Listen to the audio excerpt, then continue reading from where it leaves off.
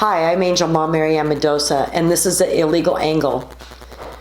I wanted to report today on a trip that I took last week down to Bisbee, Arizona. I met with Sheriff Daniels of Cochise County and had him kind of give me a briefing on what's been happening down there.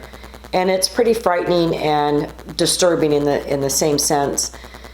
Once this administration came into power,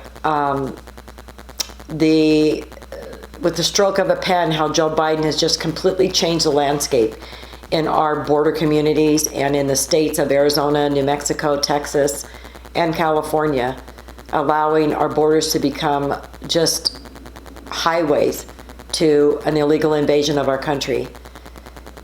Sheriff Daniels was telling me that the 20 months prior to the administration of Biden coming in, that they had absolutely no arrests in Cochise County of drug smuggling.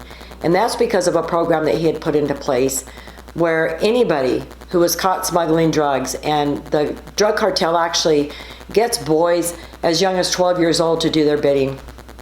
Even if they were 12 years old and they were caught smuggling drugs in Cochise County, they would spend a minimum of 1 year in jail there. And the county attorney there worked very closely with Sheriff Daniels. They had a 100% conviction rate, and the cartel knew that Sheriff Daniels meant business. And so they went to other areas of the border to start smuggling their drugs over into areas that maybe a sheriff or the law enforcement wasn't as strict and as demanding as Sheriff Daniels was. So since the Biden administration has taken over, though, it's, just warfare down there is what's going on.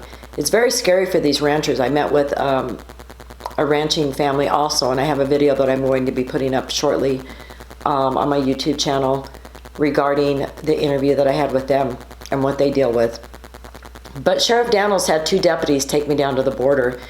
And in Naco, Arizona, the contractors, Southwest Contractors, I believe, they had a contract and they put 50 miles of border wall up from Naco, Arizona east. And the wall is all up, and they were working on the infrastructure. The infrastructure is an all-weather road for Border Patrol to be able to go up and down the border fencing, have a clear view of what's happening, if there's breaches, if there's people climbing over the walls, what's happening. And lighting, cameras, and sensors. Sensors are underground, which sense if people have breached an area. They can tell if it's a person, if it's a car, if it's livestock that are down there at the border. All of those things were waiting to be put in when Biden, with the stroke of his pen, stopped everything. So now these contractors, they have warranties on their walls, but they do not go into effect until the whole package is complete. So these walls that are put up have no warranty. Biden is not going to allow the infrastructure to get finished. We have trenches 6 foot deep for the cable optics to be going in for the cameras, the sensors, the lighting. All of those trenches are wide open. There's bridges that go over low-lying areas on this all-weather road that they've had to build with cement piers, and they put a bridge over this area because in Arizona, in the monsoon season, which is July and August and sometimes into September, the torrential rains in the desert will cause massive flooding in these gullies. And so those low-lying areas, they had put roads. They were building bridges over these roads for the Border Patrol. So when you hear Biden talking, or the administration, Mayorkas, or any of them start talking about the terrible job that Trump did and the erosion that's going to be happening at our border because he left things in such disarray. No, folks. The erosion is going to be happening because Biden has stopped the infrastructure from going in on the wall that's already there. So these areas where these trenches are built, when the torrential rains come here in late summer here in Arizona, they're going to be washing through those trenches. They're going to be wiping out complete areas. And actually, the deputies said there will be a fear of parts of the wall falling down because of the erosion that's going to be happening from these 6 foot trenches being open. So these are lies that this administration is telling you. Trump left the border and the wall situation in great shape. These contractors were paid to do a job, which was a complete border security package. Not only the wall, but the cameras, the lights, and the sensors. He knew what he was doing. So without these things in place, They are absolutely working in coordination with the cartel to make our open borders even a worse situation. And also, a lot of these contractors had in their contracts that they would get paid 75 to 100% of the contract, whether the wall was finished or not. So with the Biden administration stopping it, and they're acting like they're going to be taking back a bunch of money from these contractors, that's not happening. They will get anywhere from 0 to 25% of the money back from these contractors. And where will that go to stop the erosion from happening of what he has stopped?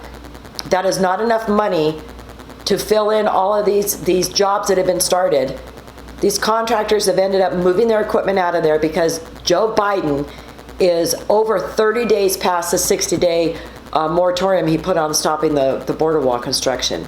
And you have Kamala, who will never go down to the border and get this type of information that I, as a citizen, was able to get.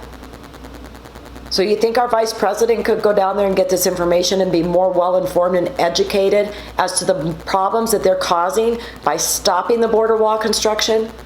The wall's already up. So it's not like they're stopping border security wall from being put up. That's already done. This is how sick and demented this administration is. The other thing that I want to talk about, the big lie that's being told, Mayorkas was on an interview, and they were questioning him about the 22,000 plus children that have crossed our border, the illegal children. And Mayorkas was saying, well, we've been working very hard, and we've got that part down to just 700 kids are in Border Patrol custody. Well, what he failed, I mean, he went on a little bit in this interview, but really, folks, what you need to know is the Biden administration still has custody of those 22,000 plus unvetted illegal kids.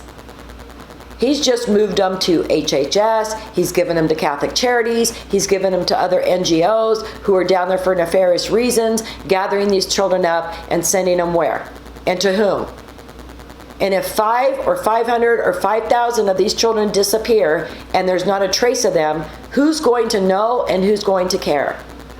The cartel has a better grasp of who's coming over our border right now. They have a wristband system. And they have numbers on these wristbands. And these numbers are put in a database that the cartel has. And that cartel knows their family members who are back in their home countries. And once these people come here to our country, they are indentured to the cartel for many, many years, if not a lifetime, to finish paying off the debt of them getting over the border.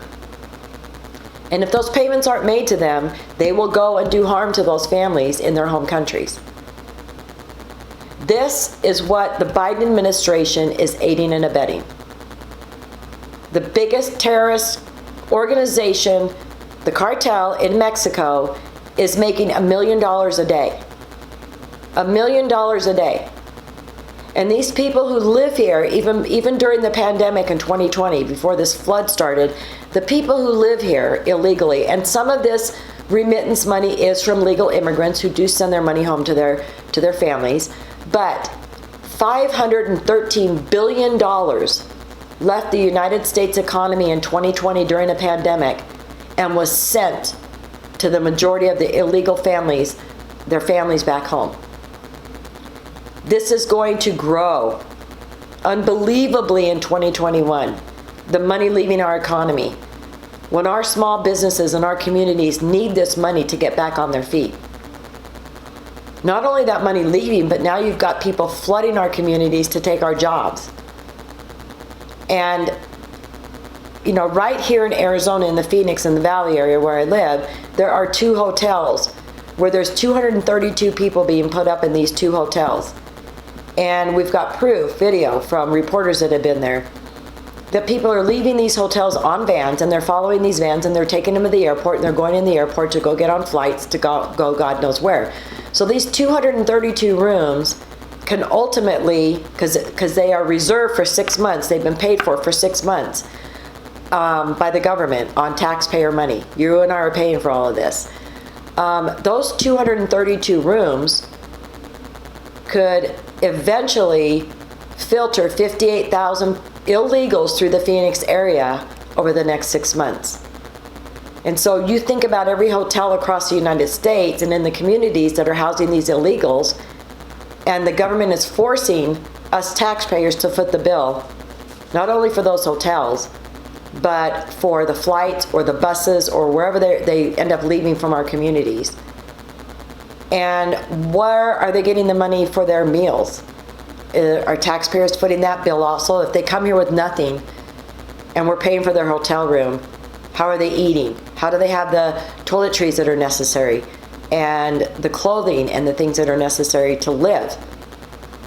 And then on top of it, the ultimate end game in all of this, after this 6 months is over, what's going to happen to those hotels? Because they're going to be trashed, folks. And then those hotel owners are going to be coming to the government to remodel those hotels. And again, it will be a taxpayer-funded program. These are things I just want you to know. I am heading back down to Yuma. I was there with Paul Gozar late last week and helped him with the community project, picking up trash on Bureau of Land Management, federal land down there that the illegals are leaving in their trail coming across our borders. And I'm going to be heading back down again this week to meet up with Andy Biggs and 11 congressional members for a night border tour. And then the next day we'll have a day tour. And then we're also going to be visiting some 501c3 organizations, some NGOs that are actually providing shelter and help for these illegals who are crossing over in the Yuma area. So I'll have a report next week on what that's all about. Thank you for tuning in. If you have any questions, you can email me at marianne@angelfamilies.com. Visit our website, angelfamilies.org. Please donate. I need help to help me with this travel and to get down to places to get this information to you firsthand. I appreciate it, and thank you for tuning in.